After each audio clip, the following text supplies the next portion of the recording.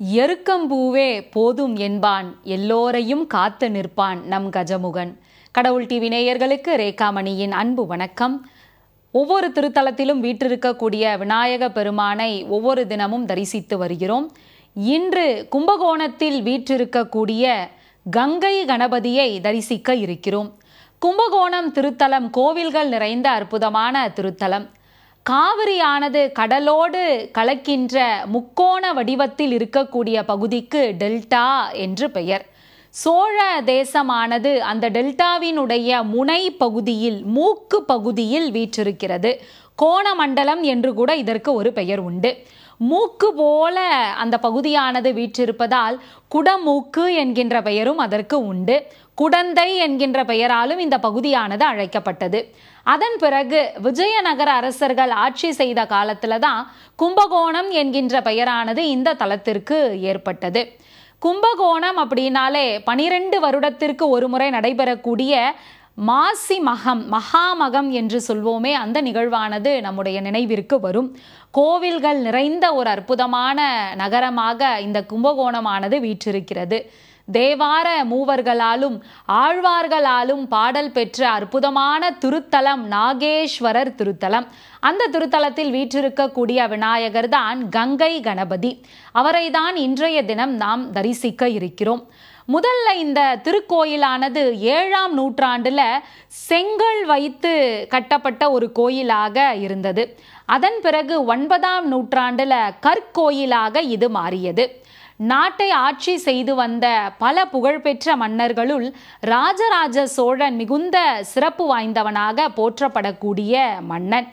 ராஜராஜ சோழனும் பல திருக்கோயில்களை ஏற்படுத்தி இறைவனுக்கு பல தொண்டுகளை செய்து மிக சிறப்பாக ஆட்சியையும் நடத்தி வந்தான். தஞ்சையில ராஜராஜ சோழன் எடுத்த மிகப்பெரிய கற்கோயிலான பெருவுடையார் கோயிலானது மிகவும் சிறப்பு வாய்ந்த ஒரு திருத்தலமாக போற்றப்படுகிறது. இப்ப அவரை போலவே அவருடைய மகன் முதலாம் ராஜேந்திரன், அவனுடைய ஆட்சியும் சீரும் சிறப்புமாக நடைபெற்று வருகிறது. அவனும் பல்வேறு நாட்டோடு போரிட்டு அங்கிருந்து செல்வ வளங்களையெல்லாம் கொண்டு வந்து தன்னுடைய தேசத்தை செழிப்பு வாய்ந்த ஒரு நகரமாக மாற்றி வந்தான்.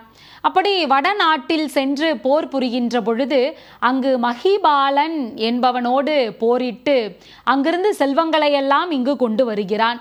குடம் குடமாக கங்கை நீரை இங்கு கொண்டு வந்து குளம் வெட்டி அதில் அந்த நீரை ஊற்றி சோழ கங்கை என்ற அற்புதமான ஒரு நீர்நிலையை உருவாக்குகிறான். அவன் வெற்றி கொண்டதன் நினைவாக கங்கை கொண்ட சோழபுரம் என்கின்ற ஒரு அற்புதமான நகரமும் இங்கு தோற்றுவிக்கப்படுகிறது. இப்போ செல்வ வளங்களை எல்லாம் கொண்டு வரானா, அதோடு விடாம அங்கிருந்து ஒரு விநாயக பெருமானையும் இங்கு கொண்டு வந்து விடுகிறான். அதனால் கங்கை கணபதி என அவர் அழைக்கப்படுகிறார். மகிபாலனினுடைய கட்டிடக்கலையானது ரொம்ப வித்தியாசமானது. அதுவும் வடபகுதியில் இருந்து அவன் கொண்டு வந்த அந்த கணபதி மகிபாலனினுடைய கட்டிடக்கலை சிற்பக்கலைக்கு ஏற்றதை போல இருந்ததால் ரொம்ப வித்தியாசமான ஒரு கணபதியாகவே இவர் பார்க்கப்படுகிறார். மலர்ந்த தாமரையை பீடமாக கொண்டு அதில் 4 திருக்கரங்களுடன் நின்ற கோலத்தில் வீற்றிருக்கிறார் இந்த விநாயக பெருமான். முன்னாடி இருக்கக்கூடிய வலது கரத்துல தந்தத்தை ஏந்தியும் இடது கரத்தில் இனிப்பு உருண்டைகள், லட்டு, அந்த தட்டு நிறைய லட்டினை தாங்கியும் பின்னால் இருக்கக்கூடிய கரங்களில் அச்ச மாலையும் கதாயுதத்தையும் தாங்கி நிற்கிறார். இப்ப அவர் இருக்கின்ற அந்த பகுதிக்கு பின்னாடி இருக்கக்கூடிய பகுதியிலையும் நிறைய சிற்ப வேலைப்பாடுகள் இருக்கின்றன. 2 புறங்கள்ல யானையினுடைய தலைகள் இருக்கின்றன. அந்த யானை தலைகள் அமுத கலசத்தை அந்த துதிக்கையானது தாங்கி நிற்குமாறு இருக்கிறது. அதற்கு பின்னாடி 2 புறங்கள்லையும் கந்தர்வர்கள் பூக்கூடையை தாங்கிய வண்ணம் அப்படியே அர்ச்சனை செய்வதற்கு தயாரான நிலையில் இருக்கின்றனர். அதற்கு பின்புறம் 2 கந்தர்வர்கள் மாலையை ஏந்திய வண்ணம் விநாயக பெருமானுக்கு அணிவிப்பதற்கு தயாராக மாலையை ஏந்திய வண்ணம் இருக்கின்றனர். விநாயக பெருமானினுடைய காலடியில் அவருடைய வாகனமான மூஷிக வாகனமானது தலையை தூக்கி நின்ற நிலையில் இருக்கிறது. இப்படி வித்தியாசமான ஒரு உருவம் கொண்டவராக அந்த விநாயக பெருமான் இருக்கிறார். முழுக்க முழுக்க ஒரே கல்லில் சிற்ப வேலைப்பாடுகள் நிறைந்த வண்ணம் அந்த விநாயக பெருமான் வீற்றிருக்கிறார். அவருடைய துதிக்கையை இடப்புறமாக சுழித்து அதில் ஒரு இனிப்பு உருண்டையை ஏந்திய வண்ணம் அவர் காட்சி தருகிறார். பார்ப்பதற்கு குழந்தையை போலவே நம் கண் முன் தோன்றுகிறார்.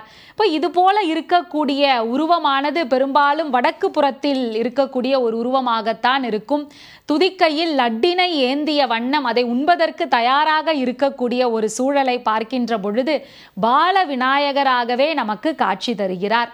பொதுவாக விநாயக பெருமான் கங்கையோடும் காவிரியோடும் நெருங்கிய தொடர்பு கொண்டவர். வடபகுதியிலெல்லாம் அவரை கங்கையின் மைந்தன் என்று அழைப்பர். நாம காவிரி தந்த கஜமுகன் என்று போற்றுகிறோம்.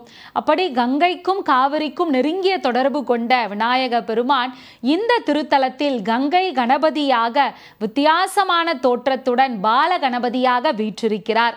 அவரை வணங்குகின்ற பொழுது வாழ்க்கையில் மகிழ்ச்சி நிலைக்கும், குடும்பத்தில் எப்பொழுதும் ஒற்றுமை நிலவும்.